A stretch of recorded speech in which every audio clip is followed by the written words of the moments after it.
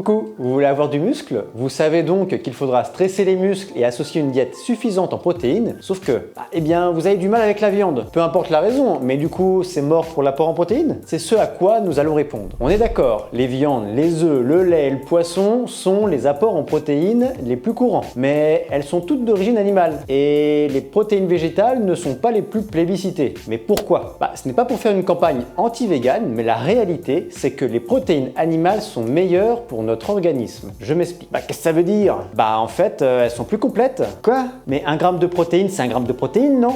Pas tout à fait. En effet, c'est un fait. Hein?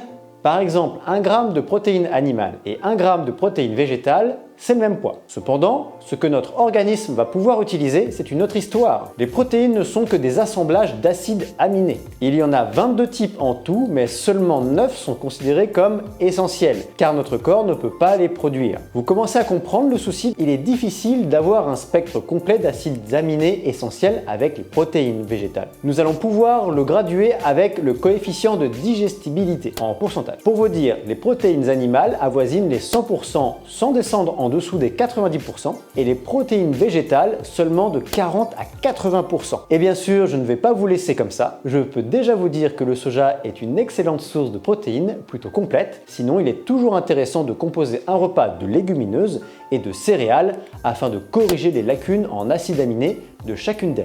Maintenant, vous savez pourquoi les protéines végétales sont moins complètes et donc moins facile de composer sa diète pour avoir son apport en protéines journalier.